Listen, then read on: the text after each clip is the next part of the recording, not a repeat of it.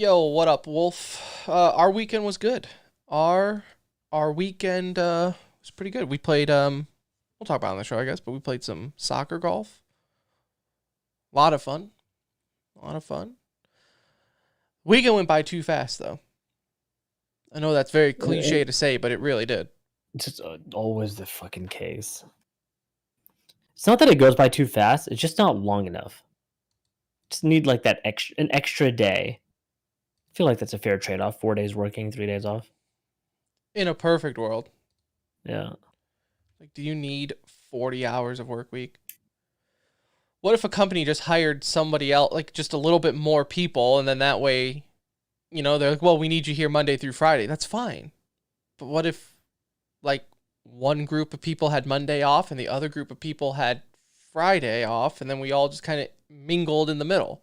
Like, we all made it work Tuesday to Thursday. Yeah, like, surely we can figure this out, but alas, that's crazy talk.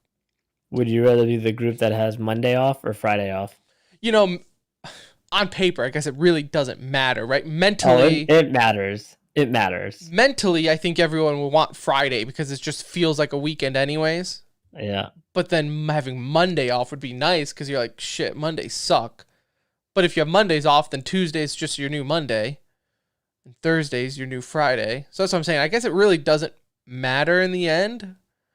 I think For me, I would take Friday off and work Monday because like Monday feels like. See, I would do the opposite. Day I would want Monday off because like during football season, like you do things on Sunday still, and I would want that. Yeah, I guess my thinking is like Monday Friday, I would take it easy, and then I'm like only working 3 days. And so in a job like mine, where it's like you need to be productive to make money, that would be like a 3-day work week. Not because like just Fridays in general, right? It just feels like that's what I said. People I think would do Friday, but yeah. I would opt for the Monday off. Yeah, I think in a perfect world, if I was just salaried, I would probably take the Monday off. Yeah, but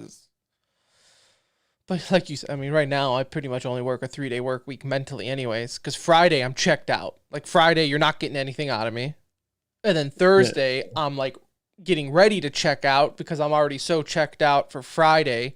So really, and then Monday you're catching up on Thursday and Friday's work. Yeah, like so really by Wednesday I'm done. I'm like, hey, the weekend's here. Like I'm done. So I think my work they did like some trial periods with people working like the 4-day work week, 10-hour days. That to me, the issue is working 40 hours. It's not the amount of days I'm in the office, right? Or working in general. Yeah. It's the hours. Like I'm still there. I'm still working 10 hours. Like if I'm exhausted those 4 days. The problem is 10 hours, then it cuts into too much of like kid time. Well, your day's done. Like those 4 days are dedicated to work. Like you're not doing anything else those days. And then you're making up for all that activity on that extra day off. Like basically. To me, that sounds brutal, but whatever. All right. You ready? Yep.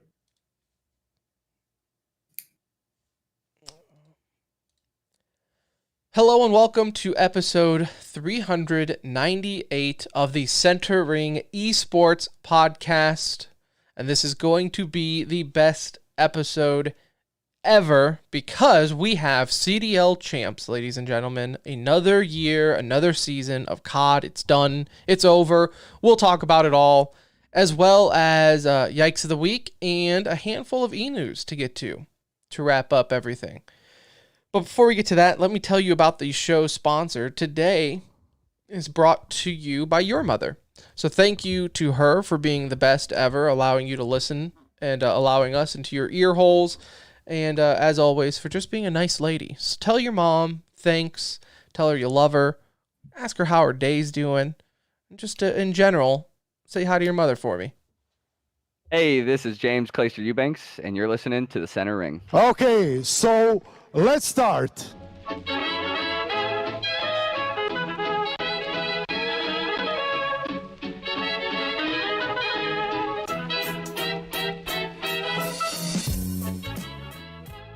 Hello, everybody. Hello, and welcome. Welcome back to another edition of the Center Ring, aka TCR, aka your favorite esports podcast. Episode 398 coming to you live and or pre-recorded from an undisclosed location. The date is 8/8/22. The time is 9:20 p.m. Central. This is going to be the best episode ever, and you can go ahead and follow us on Twitter at The Center Ring, join the Discord, all that fun stuff. Leave a like or review on whatever it is you're listening, Spotify, Apple, Stitcher. Is that still a thing? I really don't know what else you'd be listening us on, but if you got it, just go ahead and leave that like or whatever. I guess YouTube. Duh. My name is Tim. I will be your captain for this journey into esports, and alongside me, as always, is my best friend, my brown friend. It's Anuj. What's up? Partner in crime for 3 more episodes. Three more if you're including this one. That number came up quick. It really, well, I mean, once we started doing 2 episodes a week, it kind of a double-edged sword, because it's like, you know, obviously you have baby on the way, so we were like, well, we kind of have to speed this up, because can't guarantee the baby is going to wait, because babies are jerks. So we were like, let's do 2 episodes. And I kind of got like rejuvenated. Yeah, like, ooh, 2 episodes a week. This is fun. I'm staying in the rhythm. We're able to talk more, and you don't have to cram everything into 1 episode. So you can kind of have time to dick around, and it's been a lot of fun, but at the same time, it's getting closer to that 400. Episode it's here. 400. It's here. So just to update everyone, in case you're just now tuning in, first off, thank you. Second off, horrible timing, because episode 400 will be our last episode. We say for the foreseeable future, much like when your favorite band goes on hiatus. You just don't know if they're going to come back, and if they come back, will everyone be there still? What's the reunion tour going to look like? That's where we're at right now with it, right? Yeah. We probably will come back and do something. You know, I might do another show with other people or just by myself. Anuj and I will probably be back to do a random CSGO major preview or recap. Like, we might, right? But the weekly stuff, we got to take a step back, right? And we'll get into more details. That we're going to leave all the goodbyes and the sappy stories and the whys and the hows for episode 400. So that will be in... If you are just tuning in, the good news is you got 400 episodes you can catch up on. So all the this way from may the be back. Goodbye for new stuff, but there's plenty of old irrelevant esports news out there for you to get updated on. If you ever wanted to relive iBuyPower getting banned for life, I think that was like right when episode 1 happened. Like, it was like early on we were able to talk about it. So go for that. You can really get a little history in esports if you just start from the beginning and go through. If you want to hear our old co-host Brett ask every coach in the CS community what they feel about the coaching rule change, you can do that. So that's all there for you. So that being said, our schedule this week, we're obviously doing this episode. There's like a 99% chance we're not going to do 2 episodes this week, because our next 399, we're running it back. We're doing literally every segment idea that we've ever done on the show in 1 episode. So that being said, we have to watch a documentary very quickly. We got to think, right? So that's Yikes of the Week, Clutch or Kick, The More You Know, TCR reviews. We're going to have, think of something. If you got something for us to watch, make us watch it, because we're going to talk about it. A too early review. We got to go find something that's coming out. A too soon review. Let's write this down. I actually wanted to do it today. We'll just come back and rewatch this part. Right. Multiverses. Too soon review on multiverses. There we go. Put it in our back pocket if we don't have anything. That's a good one, because I was going to actually talk about it today and I forgot, but then you mentioned it. But we can just save that. You know what? Let's because Lord knows we'll forget. Let me put that multiverses too soon review. All right. That's in the show notes. We won't forget. So we're doing it all in $3.99. So we gotta do a tier list of some sort. Oh yeah, like a really quick tier list. So yep. I guess we could theoretically do our esports tier list, but that's a perfect example of one that you and I might just come back and do in December or January. We might have to get like a 15-minute version of that in somehow. A 10-minute tier list. Maybe like top 5 tier list or something. I don't know, but we'll figure it out. But we have some work to do, basically, is what he's saying. Before next episode. So you know what? Like, let's just say that here. Let's just go for next Monday, because now that we're adding things, it's gonna be it's gonna take us a moment. Right, so right. And we're procrastinators and busy people, and we all know this. Like we won't start this till Sunday anyway. Yeah. So that sounds like show prep, and we don't really do that. So we're doing that, and then 400. I mean, I would hate for 400 to be on like a Wednesday. I don't know why. I just would, but it might be on a Wednesday. It might be that next Monday.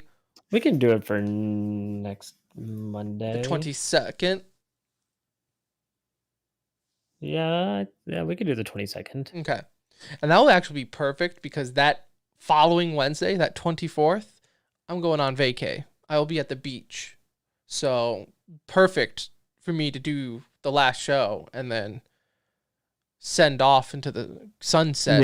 Yeah, literally going into the sunset. We can do the 22nd. Okay, so there you have it. Back-to-back Mondays coming up. Back-to-back Mondays, ending it with one show a week, just like it was at the beginning. Look at that. Let's just bring it all the way back to the beginning on the 22nd. Now, you know what? Funny enough, don't quote me on this. That's like right around when I did episode 1 with Brandon many, many, many, many years ago. I want to say maybe it was like September when we first started, but it's like right in there, like within 2 or 3 weeks. And I don't know if we can ever actually get the official date because we've switched hosting so much on. Like you'll have to go and listen to it to see what date I say. But it's got to be around there. So all comes full circle. So there you go. Little show update for everyone. All right. Update from last week. We did go play soccer golf. It was awesome. It was fun.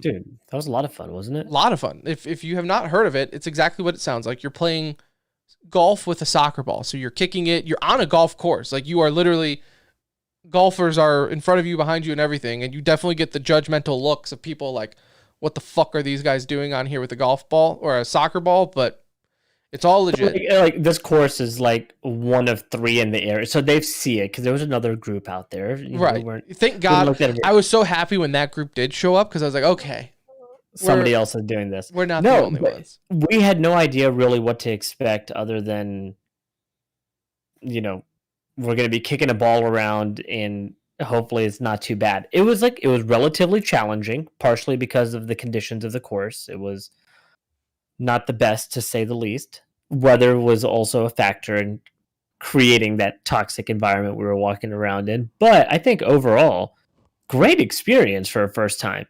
Like, got the ball up and down. We had a really good time. I felt like Tim created, if there could be an NFT of the moment that Tim created, it was probably the funniest. You know what? Let me set this up. We're on the 3rd hole. Tim's going to tee off. He kicks it into the one gutter that you're really trying. It's like a little gully like in the middle because they don't put water hazards out there. So it's like a little rain gully in the middle of the fairway that you just wanted to avoid. Either get it over, kick it short, whatever. Just kind of avoid it. Well, Tim hits it straight into the gully. So he goes down there, take his second shot. I want to say I kicked it straight into the gully. It's just... It rolled into the gully. Yeah. The golf course was not forgiving for the soccer ball. Can we all agree on that? We can. It rolled a lot because it was dead grass everywhere. And so the ball really... Yeah, the course really had a mind of its own. It's fast grass. We were playing on the Augusta version of greens. The ball was actually flying in terms of... There was moments where you could hit it 2 inches, and then it would roll another 30 feet down down this hill. It was crazy. So unforgiving. anyways, Tim's kicking it out of the gully. He's got about a 25, 30-yard shot to the pin. He's got to avoid a couple trees lined up to his right, kind of just play it safe to the left. We're letting him know that, trying to give him a little advice as me and Corey, the other friend of ours that we were with, kind of have soccer backgrounds, I would say, a little bit more than Tim. Maybe just trying to give him a couple of pointers. I mean, I Tim have to be clear, I do have I grew up playing soccer. As a goalie, that doesn't count only so much, Look, if I could drop kick it, it would have been a hole in one every time. So Tim lines this shot up and kicks a beautiful kick, gets some good air on it, gets it out of the gully, hits the one tree in about a 15-yard radius off to the right, hits the tree, bounces back, rolls into the gully. Now, we're already laughing at this because that's really the only thing he had to avoid other than getting it out of the gully. So Corey and I cracking up in the corner. Tim lines it up. He's trying, okay? He's got a leg on him. He can get some air on the ball. He bangs another one, straight out, rocket, flying out towards the hole. Hits the one tree again in that same 15-yard radius. Ball rolls right back to him, maybe 5 yards back from where it's at. At this point, we're dying, like absolutely dying. And Corey even yells out, "There's no way you could even do that on purpose twice." Tim lines up. Third shot. Really knows what to do here. He's seen it backfire twice in a row. Just got to scooch it a little bit more to the left. I see him kind of angling his position to look that way, really drive the ball that way. Takes another swing. Beautiful boot.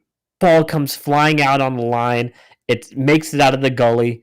Wham! Tree. Again. Third time, I swear to God, Neymar himself could not come out there and pull the stunt that he did. And it was really an instant classic moment for us.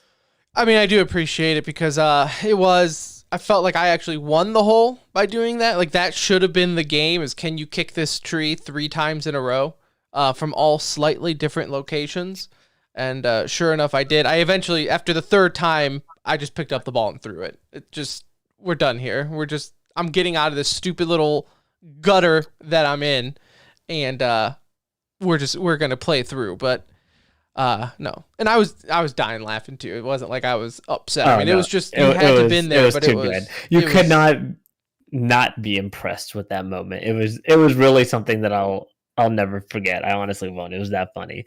And overall, though, really good time. I mean, it was cool to do something a little bit different. I know y'all have probably heard on the show recently, like Tim and I are trying to get out there and be a little bit more active in whatever way, right? It doesn't have to be like lifting weights or running necessarily, but just like being active and making sure we can kick our kids' asses and things when they're in their teens still, like that's the goal. Like, right.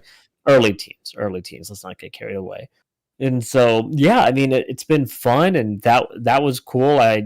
I want to do that again and try the other course in our area, see if the conditions are a little bit better, but still, I mean, now that we went to, it's like, I'll probably deflate the ball a little bit. Just a little, just a smidge. Yep. You definitely don't need it like soccer game full because, again, like Wolf in chat says, just punt it. That's what we thought at first. It was like, oh, let's just kick the ball really hard. No, that's like the opposite of what you want to do. Yeah, I mean, because the distance is, for the first kick, yes, you want to get distance on it 90% of the time, right? After that, it's really like, it feels like it's a short game the rest of the way, or just positioning yourself to like... Right, because the course that we were on, the greens where they put them, there wasn't really... It was dirt 90% of the time, right, or so there was grass. No grass to stop the ball at all. I think had we done this like springtime, and it like weather was good, grass was everywhere, that would have really changed our performance. Because I mean, again, the ball would literally, you would kick it and you would get extra 30 yards of roll on it. This is on putts. I mean, it would literally just go flying, and it didn't matter how soft you hit it. It just once it started rolling, it picked up momentum and kept going. Yeah. So, but it was a lot of fun. If you are in the area and you're looking at something to do with your boys, definitely. I think it's pretty common everywhere. So just look up soccer common golf. Enough. I think it's common enough for your area. The fact that there's 2 or 3 just in a 20-mile radius of us, is like they're out there. So if you're looking for something to do, it was a cool activity. We had golf carts. You can bring drinks, food while you're out there. Treat it like golf. So yeah, no, it was a lot of fun. A lot of fun. All right, let's get into some esports though, as we do only have a few more episodes left to get into said esports. Let's get into some yikes of the week. Anuj, while I kick this off, if you could do me a favor and do that fancy thing with your microphone to see if it doesn't get so hot, because for whatever reason your microphone has a mind of its own, and let's not blame your microphone. I'm blaming Windows. It's probably Windows that does it, but either that or you were just so excited talking about my mishaps. Right, how's that? Yeah, sounds good. I lowered it 1. Okay, sometimes that's all you need. I don't know what it is. All right, let's get into yikes of the week. We talked a little bit about this last week with Justin on the show, our esports noob, but I felt like it needed to be addressed a little more, and that is the challenger setup at COD Champs. If you looked, it was pretty much in like the side room, or like the side of what looked like a stadium. I don't know what it was, but it looked like it was just kind of up there, and then they had like the walls, whatever you call them, like the tarps blocking it off. There was no stage. There was no, I don't even think there was a stream for it. It was very like low rent. Very like Overwatch League looking. At least Overwatch though, you had the stream. Like, so think of Overwatch League, but then even like take a step down. So it didn't look great. And I know like last week we said like, well, look, these players have to come in with the expectations of like, you're not pros, right? Like as far as Activision is concerned, no one wants to watch you. No one's coming here to watch you. They will, because it's just kind of like, hey, cool, the challengers stage is over there. Let's watch this in the meantime. Yeah, but you're like an accessory booth at an event show. Yeah, you know what I'm saying? Yeah, you're the exhibition, right? You're the appetizer, if you will.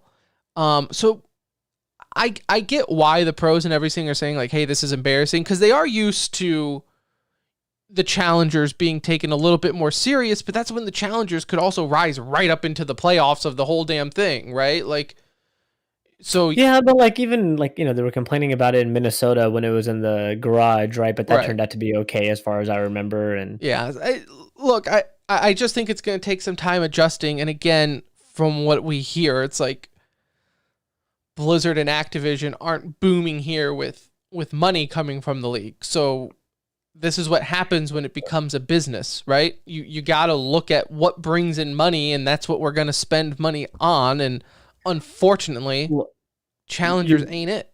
You got to get the CDL right before you worry about challengers. Okay. Like I would like to see challengers done in better conditions. Like, would it be cool? Yeah. Like, could they boost up that scene? Yes, they could, but they got to worry about the main game right now. Like at the moment, we don't have events on LAN still majority of the time. Like that's a problem. Like they need to get COD on LAN is the only way COD can really be enjoyed, because anything that's online, the whole community disregards as, oh, well, it doesn't matter. Right, it doesn't matter, count. right? Like, even worse so than Counter-Strike, I feel, right? Like Counter-Strike did it too, to an extent when they went to online, but like COD's even worse about it. Like the community totally just disregards any LAN. Well, like even the pros online moments, even right? the pros like shit on it. Even with Counter-Strike, you had pros where like, hey, you know what? It's online. We're all there. It counts. But even like COD like pros, Counter-Strike, the thing is they say they don't count it because the LAN creates the environment, right? For Call of Duty, it almost changes the way the game is actually like played and playing on a LAN. Like the game actually feels different. And so, for them, they're definitely not a fan, but they gotta just work on CDL right now and get that right and get Modern Warfare 2 off to a hot start. Like they just got so much else to do before they could focus on challengers. I feel like it's just such an afterthought, and that's like okay right now. The league's got many other issues to get resolved before they focus on getting challengers in the perfect setup. Yeah, like in a perfect world, you would like to see, maybe challengers playing on the main stage prior to the grand finals of champs, right? Like maybe you time it out to where you can get, so like if you're there, you're kind of seeing 2 grand finals, but one will obviously kind of be, like I said, be the appetizer, and you don't really care if you show up midway through or whatever. So they maybe start it early in the morning so it doesn't affect champs timing. A lot of times those challengers finals have names that are well known in the community, right? It's like that's also one of the differences between COD is like there are a lot of well known players in Challengers League, and including Clayster. Clayster was playing in the event, and so a handful of names that you would recognize. So yeah, like I said, there's plenty they can do for challengers to give it a better setup and give them more recognition and put them in the limelight a little bit more. But let's worry about the home front first, and get the big boy lands right. I thought this was a good one, right? Like this event was overall, and we'll talk about that here soon. Was like, but I mean, I didn't didn't take any negatives from a spectator standpoint. I was gonna say from a spectator's point of view, it was fine. I didn't have any other than technical delays. Well, I mean, at that point though, you're right. It's not even worth complaining about those at this point. So Tim, my yikes here. We're going back to India again. We just had them in Yikes, I think, a week ago, if I'm not mistaken, maybe 2. What's going on with your people? Tim, my people have an issue with this whole PUBG mobile game.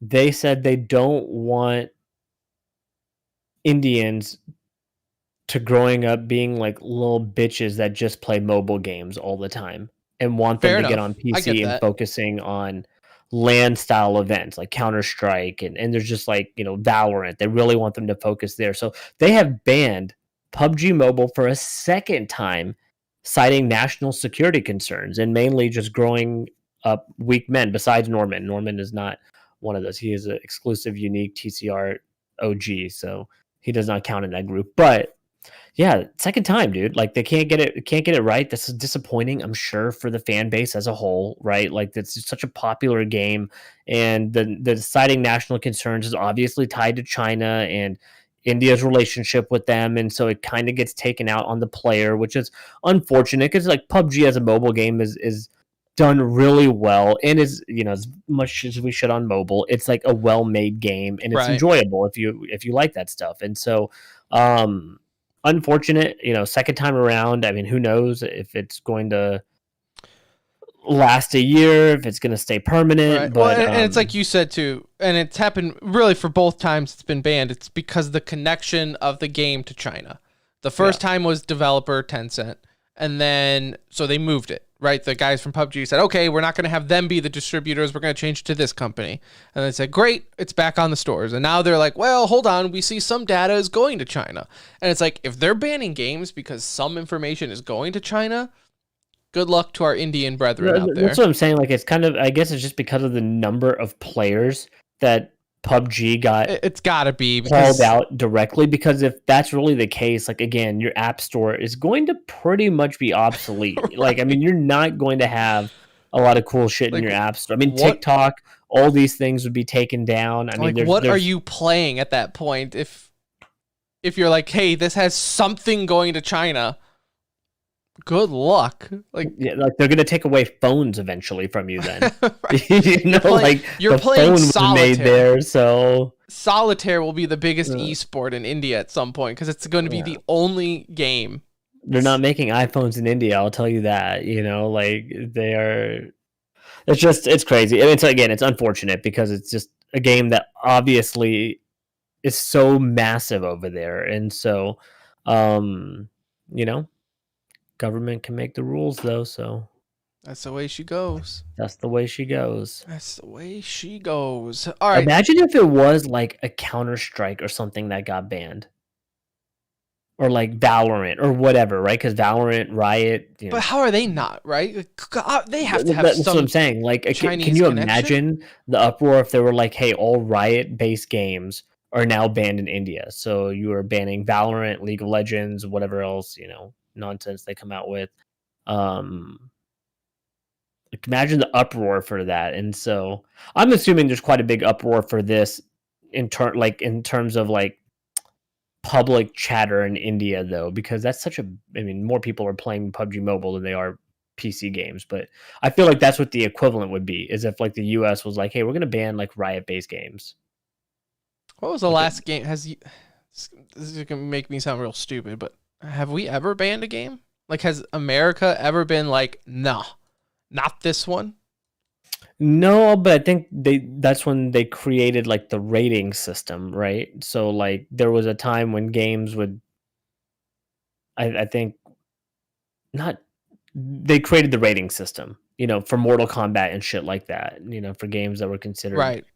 above and beyond Too gruesome much or whatever. nudity, like. Okay. But all right. I remember I'm sure there's been some game where I was younger. I remember the big game. Well, it was not big. We enjoyed it. It was on PlayStation 2. It was called The Bouncer. I don't even know if anyone even knows what that game is. It was definitely a Japanese style, from what I understand, like that artwork type of thing. I don't know. Look it up. And it was just like a really beat 'em up type of game. And I remember that one like being like really kind of controversial back in the day. I think it was called The Bouncer, PS2. Let me see. Yeah, The Bouncer, boy. What an amazing game. What an amazing game. Metacritic gives it a 66. Metacritic doesn't know what it's talking about because that was just an incredible game. But I remember that one maybe having issues too, but I don't know why. I don't know why it would. Maybe I was just a idiot 7-year-old who thought that because we were beating people up, but either way, stay hard to all of our Indian gamers out there. Hopefully your game doesn't get banned. Looking at Good Dude of the Week, Anuj, the Empire State Building. More specifically, the Twitter account for the Empire State Building. Definitely cool. Like, I saw Tarek tweet out a picture of the Empire State Building and saying, like, he said, it's not verbatim, but he said, like, stream from the top of the Empire State Building soon, or something like that, and tag the Empire State Building. I don't even know if he tagged him in it. He didn't. He didn't. I don't think they just said stream from the Empire State Building soon, or how cool would it be to stream from the top of the Empire State Building?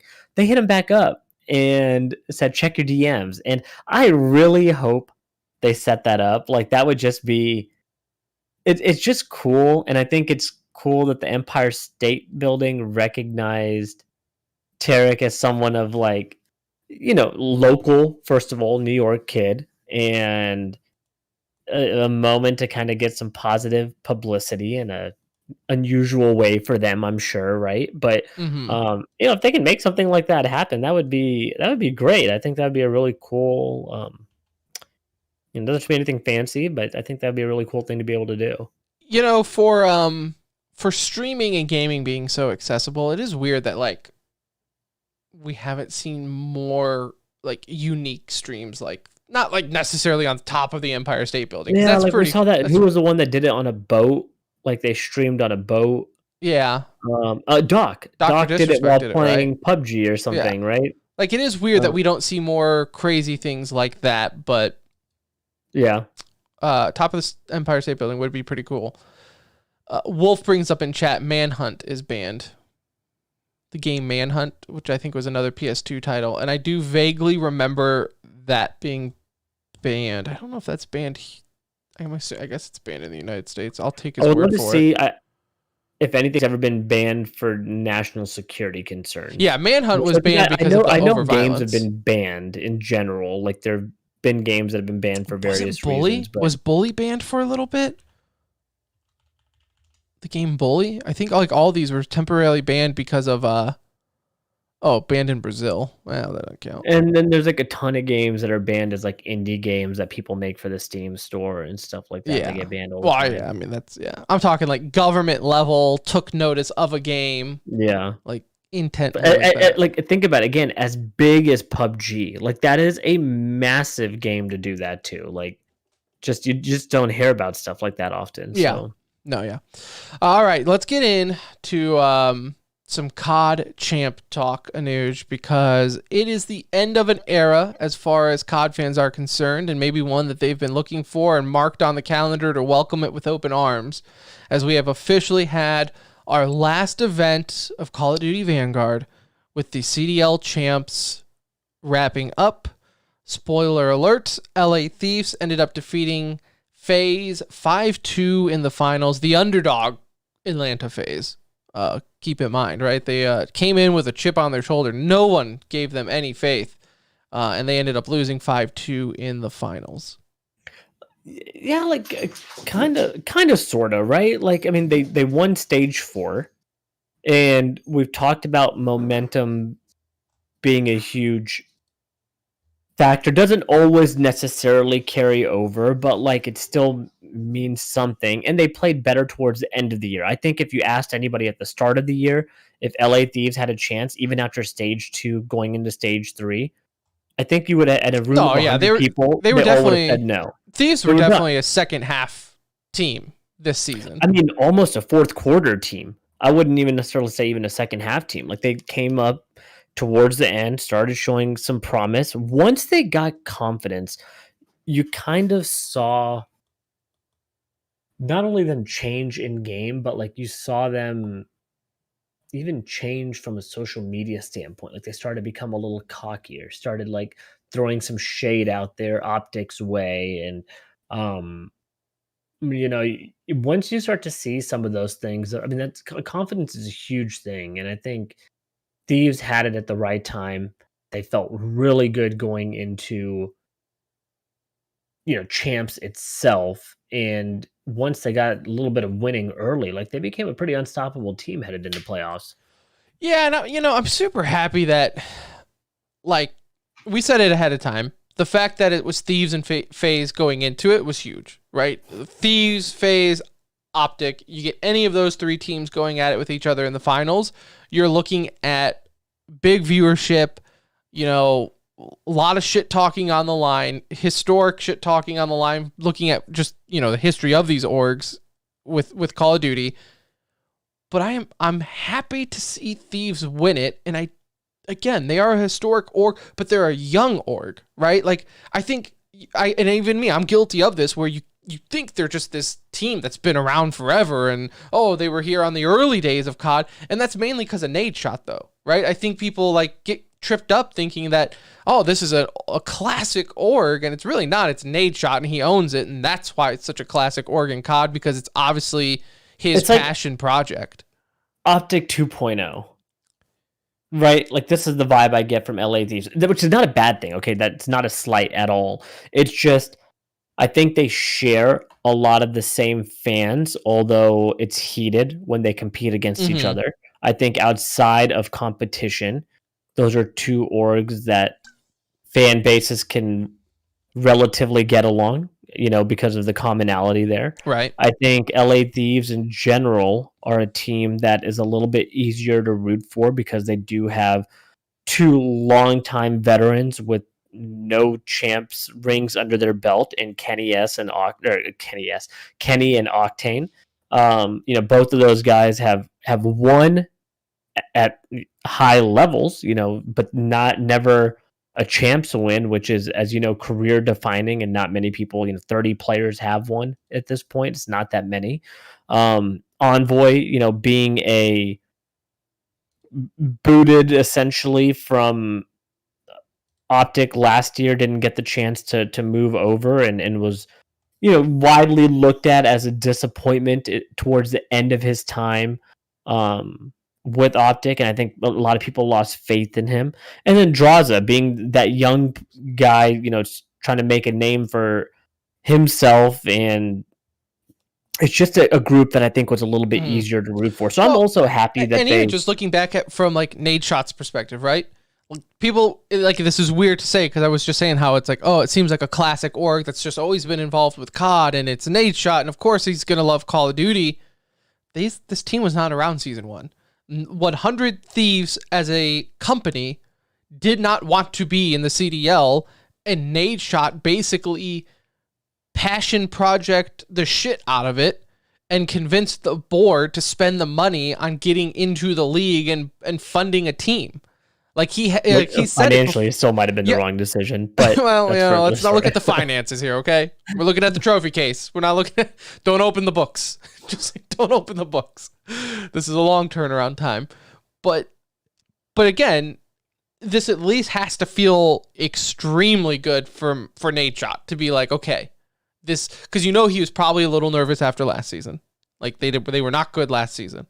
So he probably feels pretty damn good that, okay, this was legit. This wasn't just me blowing smoke up people's asses saying that we need to be here because I'm nade shot and this is Call of Duty. Like, they're legit, and like you said, they're legit with some people that, some people written off, right? I as good as Kenny is, I think there were people saying that, oh, was he just kind of lightning in a bottle for a little bit there? Yeah. Like, it's good to see these guys able to turn around, and it just goes to show you don't have to be FaZe where you're constantly in second or first place. You know what I'm saying? Like, yes, the regular season matters, but at the end of the day, people care about who wins champs, and it's like you just got to be hot at the right moment. And their best time was what, Black Ops 4 for Kenny and Octane with 100 Thieves, I believe, right before we went into CDL. Yeah. And this is a team it's funny. I saw this tweet. This was kind of cool. The LA Thieves owner played for Optic, Nade Shot, right? Co-owner was in Optic. Coach played for Optic. Octane played for Optic. Envoy played for Optic. Kenny played for OGLA, and Draza played for OGLA. So there's like this little connection to the Optic line. So what you're saying is Hex also sucks at running a team. Is that what I heard?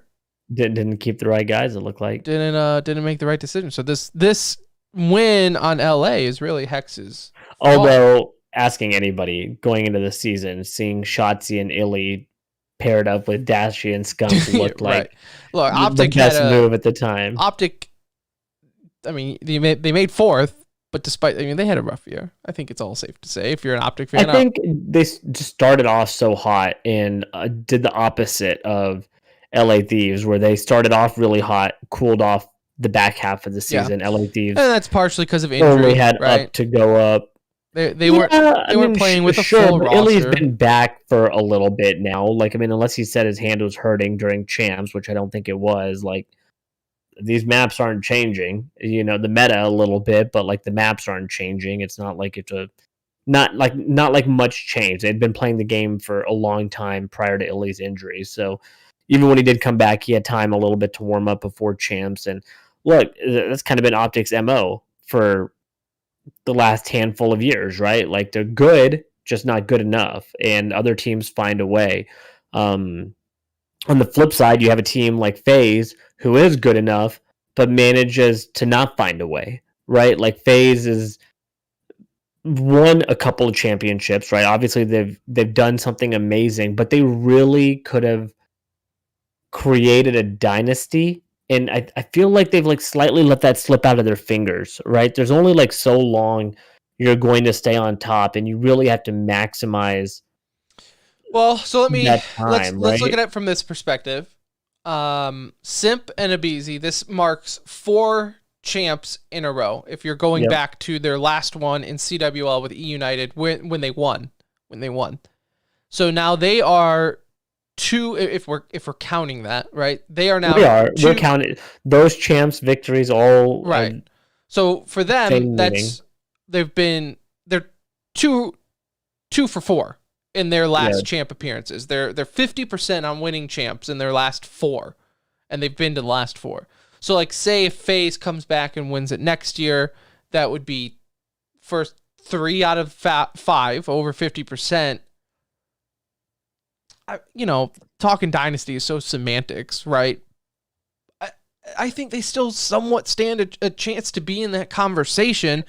For sure. It's just you're letting opportunities slide. Like, they're in second, right? It's different if you're getting top 6, top 4, but like, you're getting to the finals, and now you started to get into this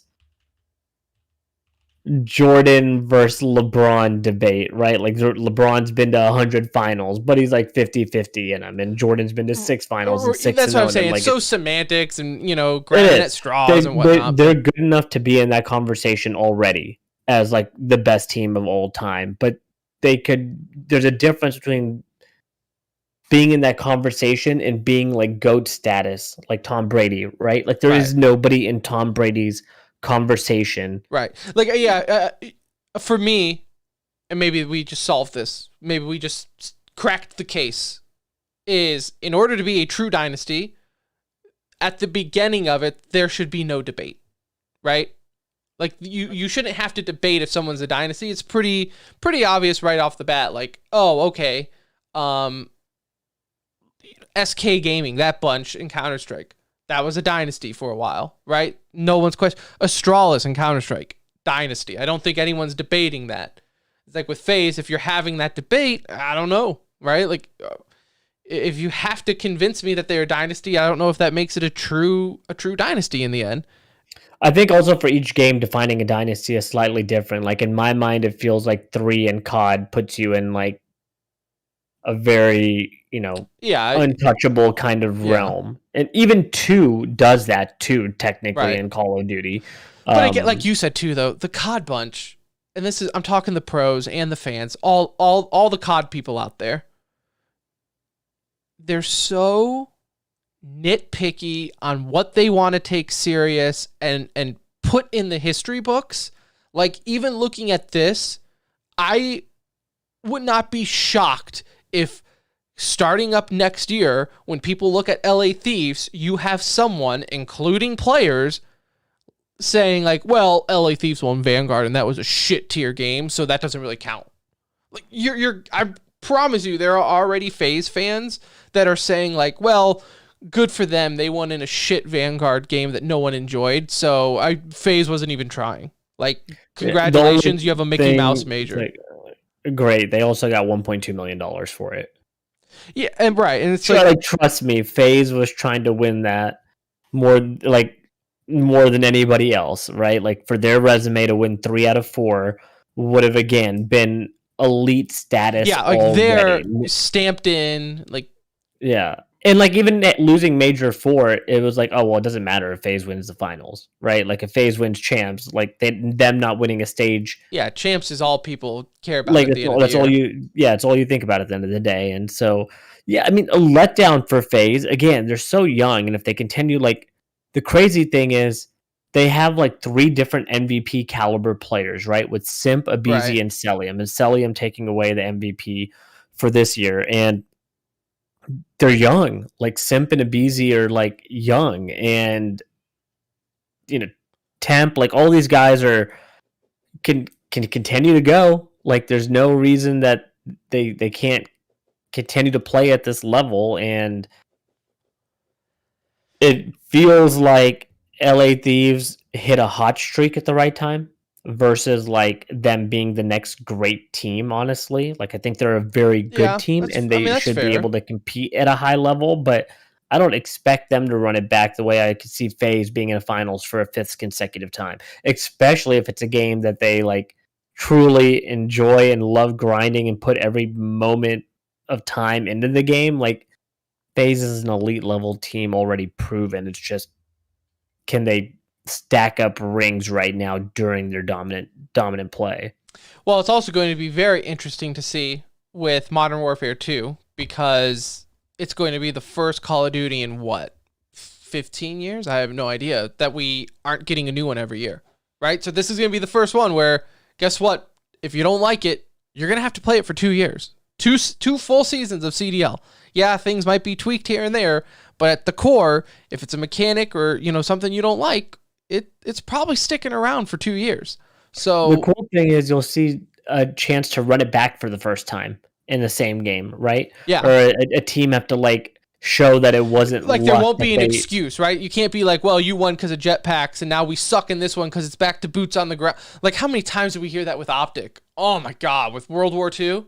It's like boots on the ground. It doesn't, the who cares? jetpacks, people need to just get over that era, because it was like, it was so small. So you can't say like the jet. I mean, it was like, just look, you got a W in that. That's great. Nobody's taking it away. It's in the history books. We're not here to judge which win is more important, because you're all playing the same game at the same time. So I look at a champ as a champ. It doesn't matter, well, this one's weighted more because people like this game more. No, that's not how it works on the pro level. Like, it does, maybe with you and your buddies, sure, but not at the pro level where they are grinding the game, 40 plus hours a week. Like, it just doesn't, you can't use that because excuse. There's always like going to be variables in there that you can point at, right? So none of that stuff matters. Like, in different games, it's strength of schedule can make a difference. For traditional sports, one team will maybe travel during the year more. It's like it can always be something, like playing in different time zones, whatever it is. And so either at the end of the day, they got to win, and they got it when it mattered. And for LA Thieves, this is like a monumental win for that organization because they have, we've talked about them not in the most positive light when it comes to like esports, right? Like they haven't found success. They got the first strike win with Valorant, but that was short-lived and kind of went into shambles shortly after. This was big because the foundation of LA Thieves is still Call of Duty because of who they are and where they came from. And so this is a great win for them. I think, and I don't want to like give away a Timmy here, not at the Timmys, but they're up on the front runners for biggest sore losers of the year. That it's got to be Simp and Abeezy, right? Like they do not take losing gracefully whatsoever, and it almost they sound to the point where spoil little brats. You don't even like. Normally you feel bad for the loser and whatnot, but here you're kind of like, you know what? Kind of glad you lost. Like you are handling this very poorly. No, so the way I said that LA Thieves is like a fan favorite, to me, FaZe is like a villain team. Like they're just not likable personalities in my mind. Like in the sense of I'm sure they're great people, but like they're not likable personalities. At least on social media. And that's it. I mean, Simp's always been that way, right? That's been people's Simp's issue since he's even been a rookie is like he's never embraced the community like the people prior to him, right? Like the forefathers of COD, the Claysters, the Scumps, all of those guys.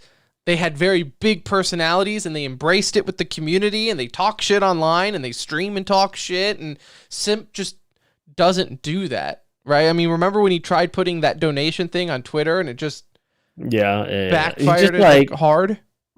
And again, with him, I think his ego got to him super early, winning the MVP his first year, championship his first year. And it's like even here, he tweets out saying, "Congrats, brothers, well deserved."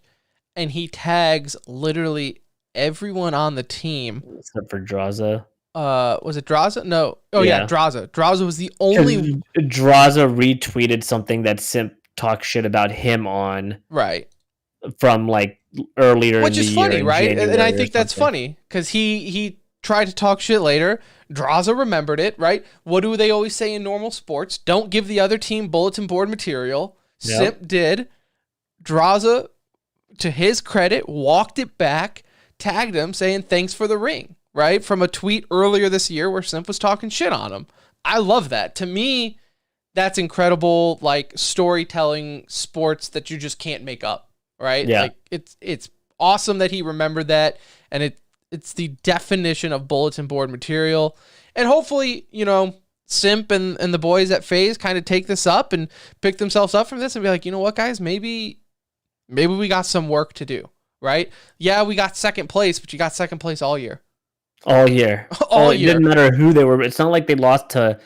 It's not like there was a first place all year. First place literally rotated at every single major, and then we had LA Thieves getting the back-to-back. The only repeat, right? And you got to think, for the first time in 4 years, FaZe did not win a single event. Right? First time. Yeah. So... That's pretty insane when you think of throughout the entire year, like the storyline was, FaZe hasn't won, but I mean, it's FaZe. Come on. I mean, they're FaZe. It's Simp. It's Abeezy. They're going to come at it, and it's just defending champs. Again, I think people are still saying they're the best team, which they are, right? They're still... Yeah, if you had to put money down, you're putting it on FaZe. But putting it on FaZe. I just hopefully this kind of, gets them a little hungry next year and being like, hey, we got to figure something out because mentally we're not there in the finals. Right? Like, we can get there. We got the drive to get to the finals. But when they get to the finals, I don't know if they feel entitled to win. And I'm not just talking champs, but even at the majors. Like, something is going on. You got to step up at the biggest stages. I think it's like, part of that is just your best players didn't step up when they needed to. And you got rolled by a team that was hot. That's what happens. Some fun facts though over the weekend. First off, we already talked about it. Pros, they hate Vanguard, and all of them are talking. I'm going to need to see these contracts. I'm a little worried for these pros because they all knew the exact end date of when they were allowed to talk shit because immediately after the event. It's like you're still under contract technically, and I guess maybe the wording is just like, hey, while the season's going on, don't talk shit about the game, because you're right.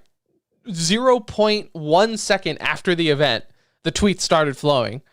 Abizi tweets out, I think he was the best one that kind of got the ball going. He goes, "Thank God I'll never have to play this dog shit COD ever again. Literally the worst I've ever played." And like literally every pro responded like, "Yep."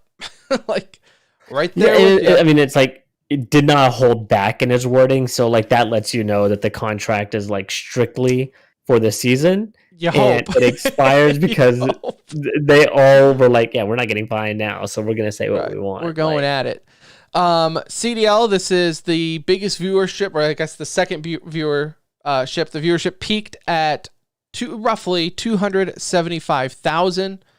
This was a lot more, over 100,000 more than the previous peak of this year, which was Major 1 and 4, which peaked at 150.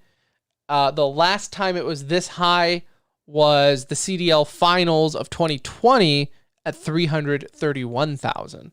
Now we all know, which was Envy and FaZe, you know, right? In that so point, which was like, you know, look at the teams playing. We all know Call of Duty is I mean, you are looking at a tier 1 esport if the right teams are playing, right? Or a high tier 2, depending on the others. So 275, you consider that a W or what? Like, what's your takeaway on that number? I consider that, like, we're looking at just Call of Duty, right? Like, yeah, if you're comparing it to Vanguard, for example, or not Vanguard, Valorant, right? But I don't know, like if you're CDL, you should not be comparing yourself to these esports.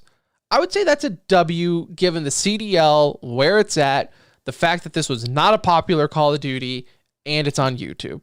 That's the kind of the biggest thing, is being on YouTube, right? Is like, if this was on Twitch and it was featured on the homepage and you had people window shopping and they saw, oh wow, 200,000 people watching this. Oh, it's the champs. Oh, it's the grand finals. You would probably instantly get like 80,000 people just for that reason alone. Did they not allow co-streaming? So they did, but on YouTube, right? So it's like, I don't know how many people are co-streaming that on YouTube. Or no, I'm thinking Overwatch League. I don't know if they allowed co-streaming.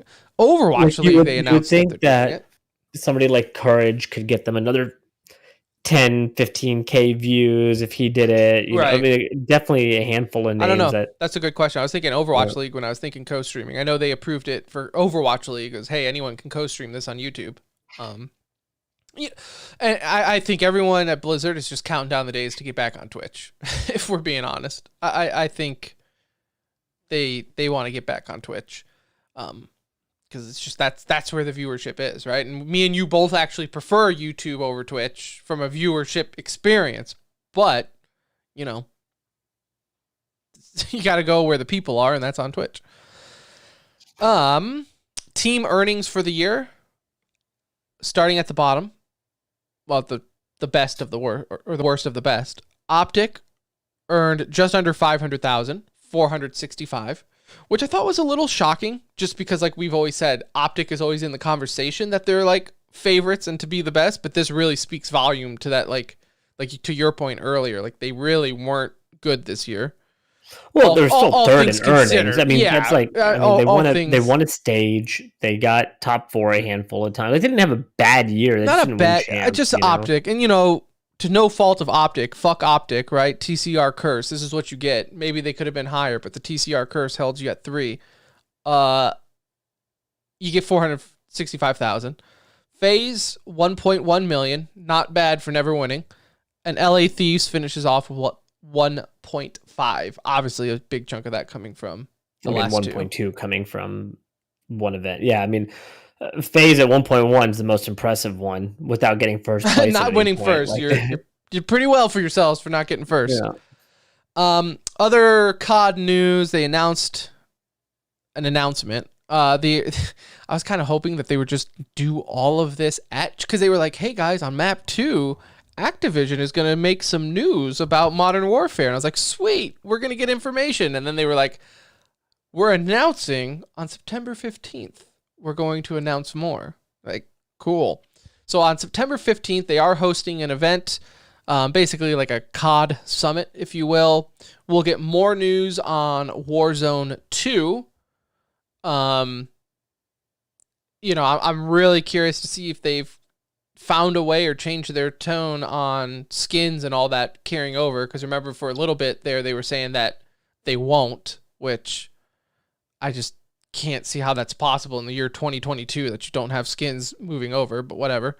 Warzone coming to mobile. They'll have more on that. So India, maybe that's your game now, right? Maybe you just this is the new way to go. Yeah, just don't have anything to do with China and you're good. Obviously, they're going to show us more on Modern Warfare 2, and I believe, if I understood the wording correctly, the beta starts after that? Like, right after? I mean, that's not that surprising because the game's comes out in October. It's just the wording was weird. It was like, and then followed by the beta. So I didn't know if they meant following beta news or the beta is out, which I agree with you. The game's coming out in October, right? So get a month of... It comes out October 28th. So get like a month of beta, quote unquote and beta. chances are there'll be like some sort of like beta for pre-order, then a free-to-play beta for everybody. Yeah, they'll do it in tiers. And then, there'll be some sort of like... Also, spoiler, I know like I'm sitting here saying like, no, I'm not going to do the beta. I'm not going to pre-order this piece of shit, blah, blah, blah, blah, blah. It's Call of Duty. Fuck that. I am like this close from just pre-ordering it so I can play.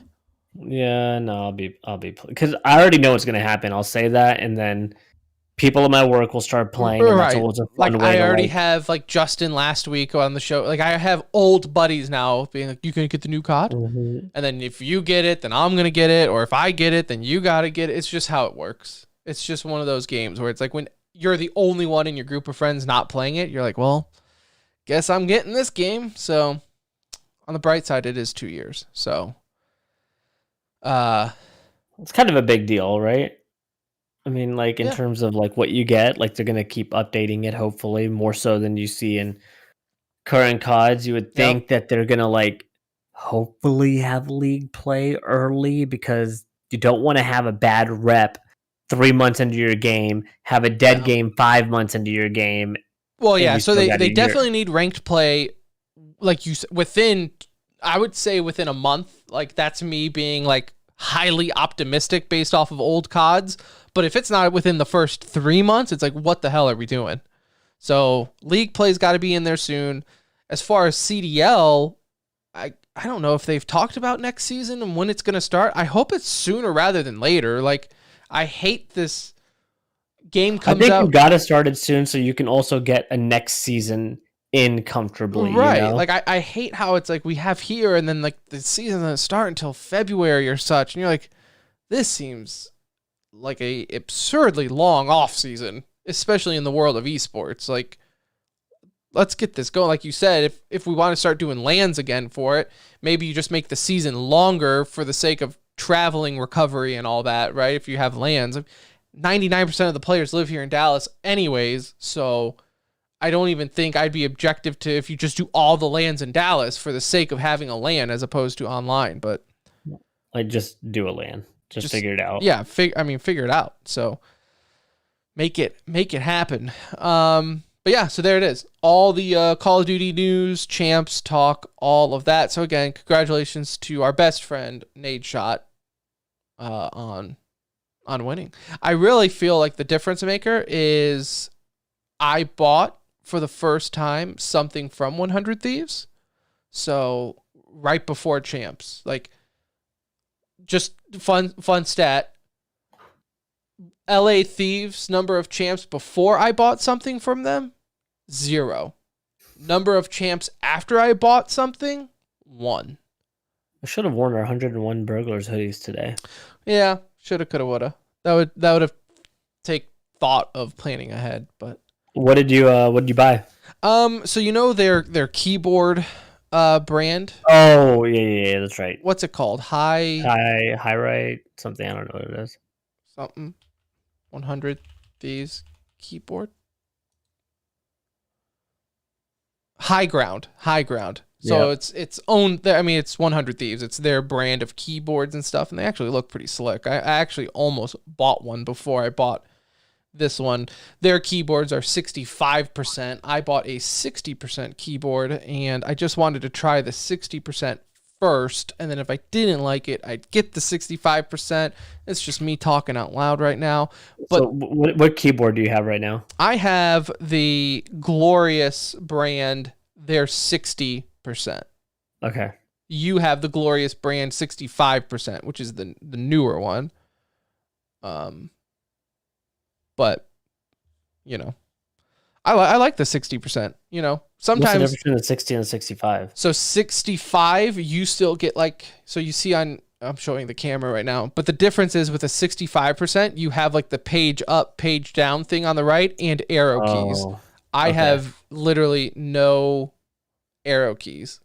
I got you. So they cut that off, and you also have an F row, correct? Don't you have F keys? No, you don't have F keys. Okay. So that's all the same. I actually wish I had F keys. Yeah. So I see it. For the thing is I don't work on this keyboard. If it was my work computer, I would absolutely need the F keys and all of that. But for gaming purposes and whatnot, I've found a way to get by without them so far. Yeah. So I really dig it at 60%. If I get another one, maybe I would just get 65, so that way I can have one of everything, you know, because I have ghost hands where sometimes like I'll move my hand to hit the arrow keys, and I never realized how much I use the arrow keys until I got this keyboard, and I was like, well, shit, I guess I use them quite often. But which mouse pad did you end up going with? So they just did a collab for Sonic, and Anuj, I know you know this about me, but for people who don't, I'm a huge Sonic fan, just the platform genre in general. I absolutely love it. So I bought the mouse pad for their Sonic the Hedgehog collection. Oh, lovely. Almost got the keycaps, but if I wanted to get the keycaps, I would have to get the full-size keycaps because, again, 60%, so I would just use that.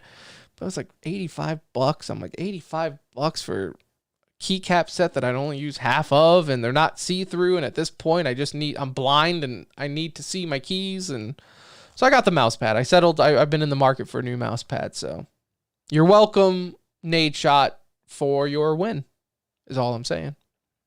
So without that, who knows? Maybe FaZe would have won.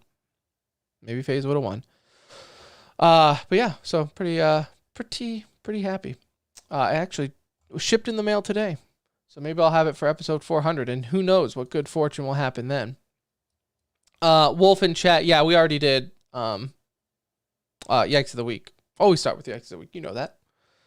Yikes of the week was India having PUBG banned again, and the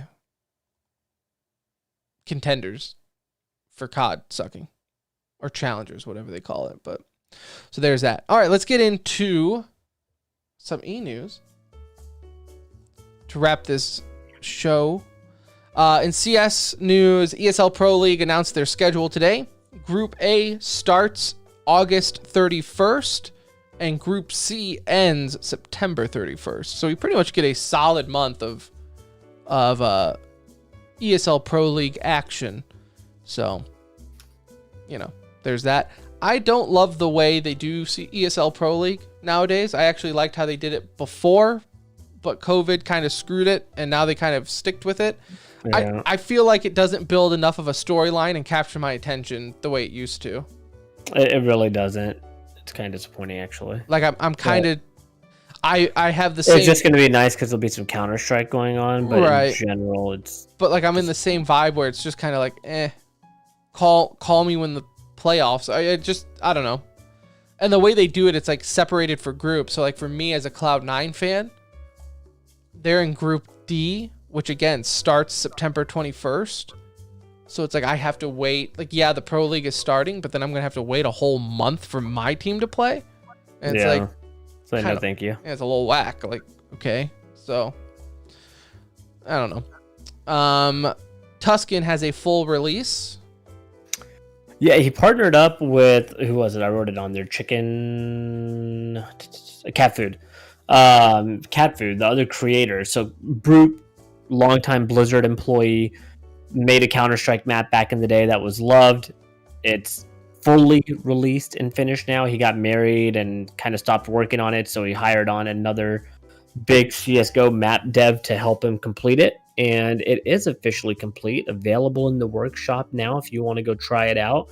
Hopefully, this could be part of the 10-year update for CSGO this year, Tim. You think they would have that fast of a turnaround time? I mean, they got to do something big, and it was at 95% complete 2 months ago, so they knew it was almost done. This is just the full release, but like just a couple months back, he announced that it was like 95% with just some textures missing. So it's not officially in like any map pool. It's just what, custom games and stuff like that. It's only in the workshop right now. Okay. Yeah. So you can get the full release there and play it that way if you wanted to, or run around it if you just wanted to see it. But they got a couple of maps that could potentially come with the 10-year update. You have Cubble, Train, Tuscan. I am fully ready to be disappointed with the 10-year update. No, it's got to be big. I'm just my expectations. Don't even say that. Just don't even throw that out there. It's gonna be big. It's gonna be great. No, I lied. It's gonna Valve is really gonna mix it up this time and just change things. Yeah. No, completely revamp CS:GO for online playing experience and freshen it up. It's gonna happen. In Valorant news, we had some of the last chance qualifier action happen. Looking at the EU side, the first round of losers start tomorrow, so no teams have been eliminated just yet. And the APAC side, Boom eliminated, I'm going to pronounce it Onic, O-N-I-C. Be lying to you if I gave a shit. But if you watch the video, there's video of that team, Anuj, losing. Yeah, pretty devastating. That sucks. Like, crying, everything. It did not look good. On the NA side, EG and Shopify are both eliminated. So EG, I saw an article where it was like EG questions Valorant future as they are eliminated. EG probably doesn't care. EG's getting partnered, and they're probably moving on from that roster. They were probably just cashing it in until they could sign new players. But Shroud had their first game. They did win one, so they've continued on in the losers bracket. Live to see another day. Big matchup coming up for him next. Yeah, we talked already a little bit about it last episode about his first game being back. But hey, it's his first real competitive win. I think I saw in 4 years. So good for him. I fear this is just all honeymoon phase talk, because he was saying like, man, this feels great, just like it did before, and blah blah blah. I'm like, yeah, winning normally does feel good. So it's like, we'll see. Right. We'll see. Winning normally does feel good. In Overwatch news, Overwatch League Summer Showdown qualifiers start August 11th. It will have Junker Queen as a playable character. Bit of a yikes, though, for me still on this is the fact that they're still pumping up this Overwatch League with Overwatch 2 and even like adding the new character as a playable character. Overwatch 2's beta segment is done, though. They announced earlier in the week that Overwatch 2 is no longer getting any beta until the game officially comes out. Which is still October 4th. Which, again, you're now playing the full season without... Like, we bitch and moan about Call of Duty not having a ranked play because I can't play what the pros are playing. Well, at least I could play the game.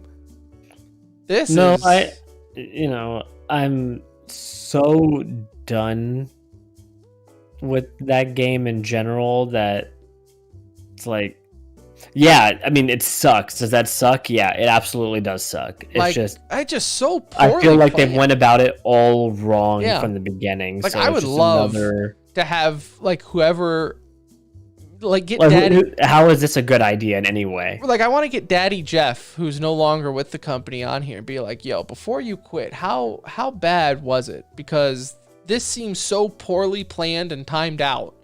Like, you're running a full season of Overwatch League on a game. And I've talked to buddies who still play Overwatch, like on a team, like they'll do like pickup tournaments and stuff like that. And he says like, yeah, it does. I mean, it does suck to play because Overwatch is their game, so they're gonna play it. But like, it definitely sucks when you're watching the pros play and you're like, I mean, we can't use any of this information right now, you know? Like, it's just like none of this matters. So weird. So weird. In FGC news, we had Evo this last weekend. Awesome, as always, even though it's not an esport.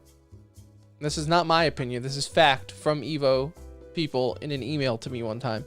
They said that they're not interested in having esports coverage at Evo. I shit you not. We asked 1 year for media passes for Evo, and they responded back saying, we are not interested in esports coverage. Okay. All right. That just tells you everything you need to know about the FGC. Understandable. Got it. But we will at least give them a shout out because it is an awesome event that just celebrates the world of FGC. Even though you guys, no one hates the FGC more than FGC people. That's a fact. Sonic Fox ended up winning Skullgirls, and I don't know how to say this guy's name. Amisho, maybe, is the Evo champion for Guilty Gear Strive, which was the big game this year. Sadly, Mortal Kombat, Tekken, Street Fighter, my style of games have kind of taken a back seat. Kids these days, they like the 2D anime style fighting game, which is exactly, I mean, Riot Project L is going to be like that. So kids these days like those games. I like the Street Fighter, which is ironic because that's what Street Fighter was, but whatever. Mortal Kombat, all those 3D ones have taken a backseat. Main takeaway on this, though, is this Musho guy, he's American, baby. So USA all the way, Guilty Gear Strive champion. I can guarantee you that upsets a lot of people that an American won that event, but whatever. And there you have it. That is all the e-news for today. Again, thank you so much for listening. Whether you listened to the whole thing, skipped around, listened live, anyone in chat, love your face. Thank you for joining us. 2 episodes left, 99 and then 400. And then it's break time, vacation time. We will be back next week for our segment send-off episode. We are doing every segment that we've ever done in one episode. So should be fun. Should be fun. A good time. Should be chaos. If you have ideas, let us know. We're doing it all. So that will be next Monday, the 15th.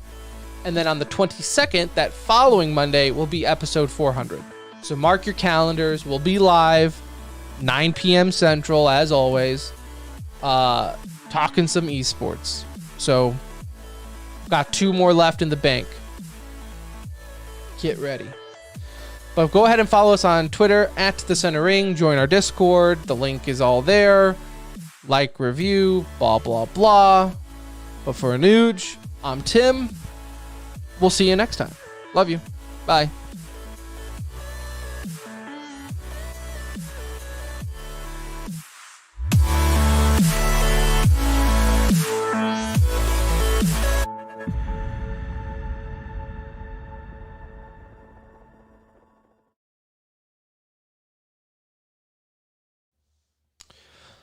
All right. Thanks, everyone, for stopping by. Always fun. Always fun. Always a good time.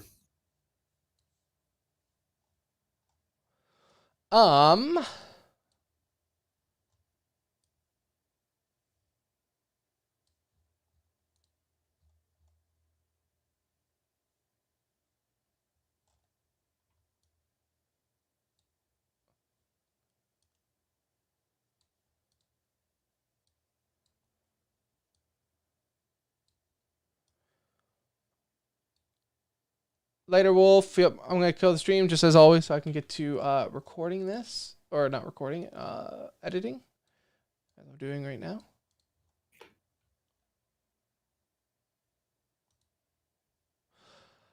Thank you, Canada. Thank you, everyone. Yeah, so like I said, we'll be back Monday. We're going to knock out every segment that we've ever done, or that we can remember anyways. So if you... Yeah, if I can remember at least. If you have something that you've enjoyed, give us a shout out or whatever so we remember it. And then that way, like I said, it's just going to be a fun episode. And then we'll be back for 400 on the 22nd. which, it'll, like any other milestone episode, we'll just have a good time reminiscing of the good days. You know how it goes. You know how it goes.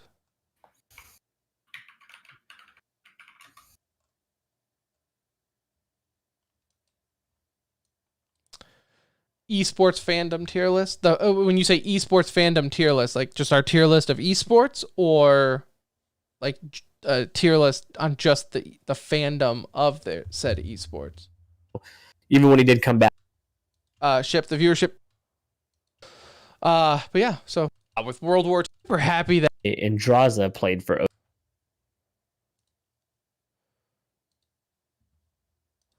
Ba-ba-ba.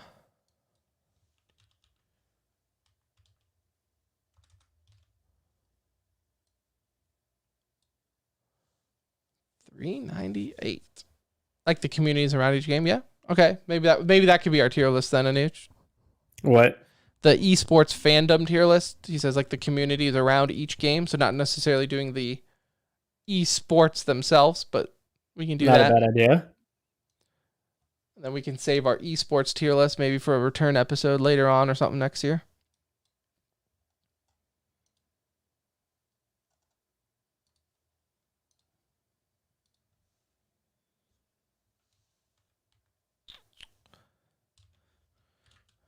CDL. All right. Anyways, we'll jot that down, Canada. All right, we're out, everyone. Thank you for the entertainment. Love your faces. See ya. God bless.